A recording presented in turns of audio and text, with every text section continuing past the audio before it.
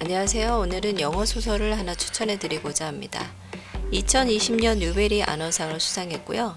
간단한 책 소개와 앞부분 같이 읽어보도록 하겠습니다.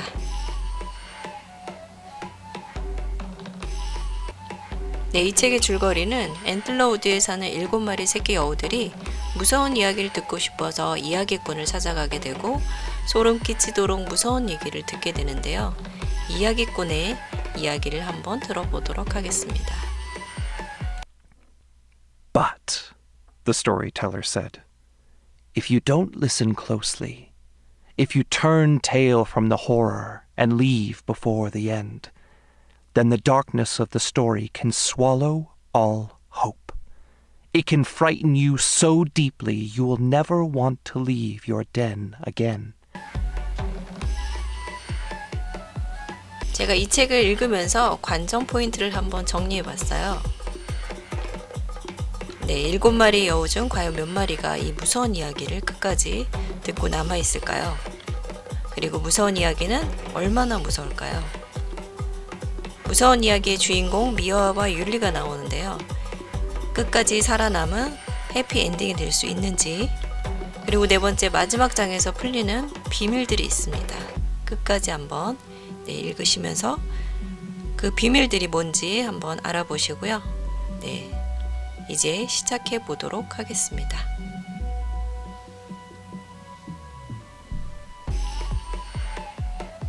Young Foxes by Christian Mackay Heidegger.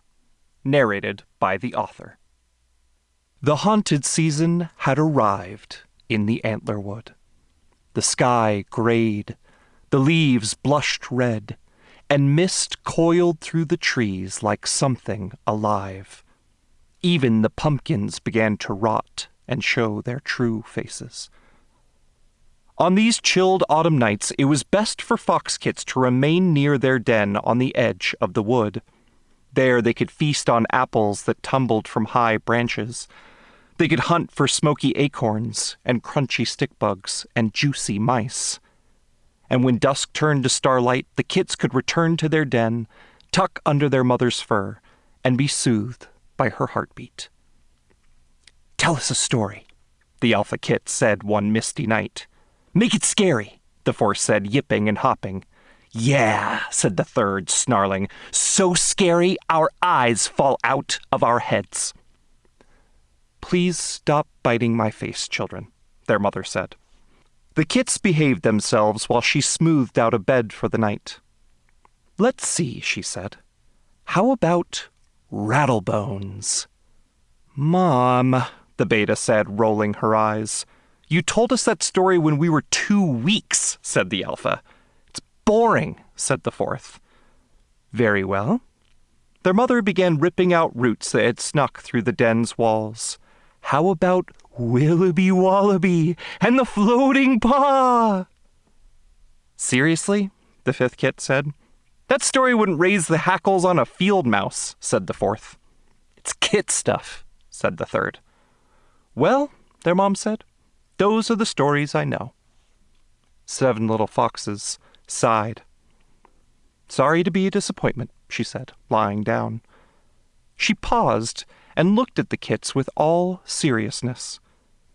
"But you must promise that no matter what you do tonight, you will not go to Bog Cavern." The kit's ears perked. "What's Bog Cavern?" the alpha asked. "That's where the old storyteller lives," their mother said. "If you go there, you'll hear a story so frightening it will put the white in your tail." The kits stared at their thin, dusty brown tails with wide eyes. "Wait a second," the fourth said, looking at the fluffy white end of their mother's tail. "You heard the story?" "Only part," she answered, "and I wouldn't repeat what I heard for 1,000 mice." The kits gave one another meaningful looks. They didn't want some toothless story like Willoughby Wallaby, which could be forgotten with a shiver and some milk and a lick on the cheek. They wanted a story so scary it would prove their bravery and change them forever. All except a little one, that was. She preferred the sound of her mom's heartbeat. Yes, it may have been wise for fox kits to stay close to the den once the leaves began to fall. But the fog and the frost and the old crimson moon had stirred something in their whiskers. And so they waited till all was quiet save their mother's snoozing, and then 7 little foxes slipped out of their den with a mission to scare some white into their tails. 7 kits snuck into the night, over the log, around the stone, across the creek, through the grass, deep into the antler wood. The trees threw up their limbs as if to frighten them away. The little ones slowed at their warning. "Come on, Sticky Paws," the beta kit whispered.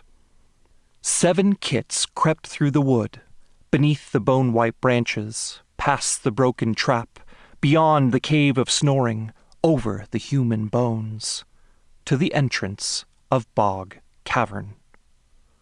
Roots dripped over its mouth. Fog oozed from its throat. The kits squinted into the darkness, but saw nothing but a pile of bones and skin.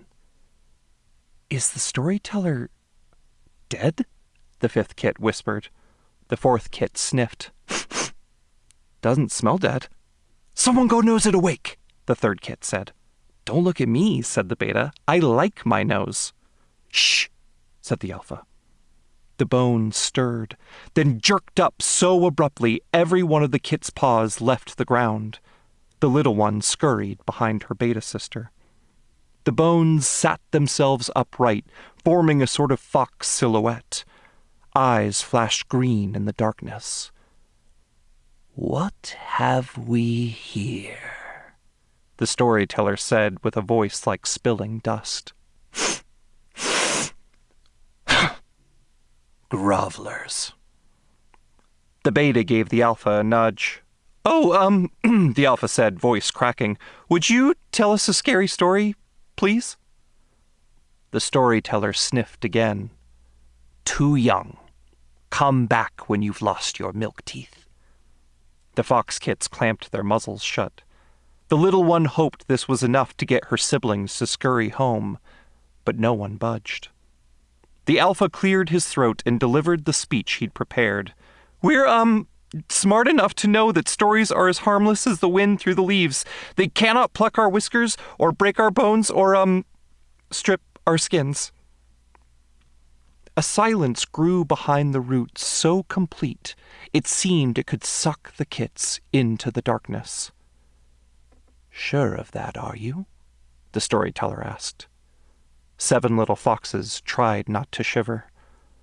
"All scary stories have 2 sides," the storyteller said, "like the bright and dark of the moon. If you're brave enough to listen and wise enough to stay till the end, the stories can shine a light on the good in the world. They can guide your muzzles. They can help you survive." A cloud slid off the moon, and shadows reared up around the cavern.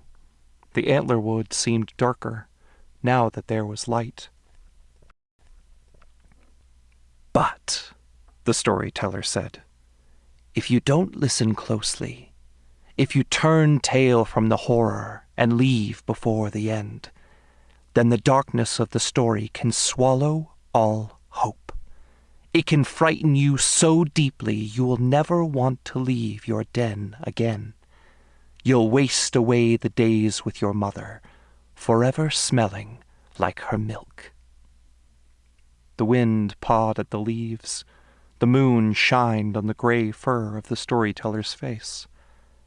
"So, do you still want to hear a scary story?"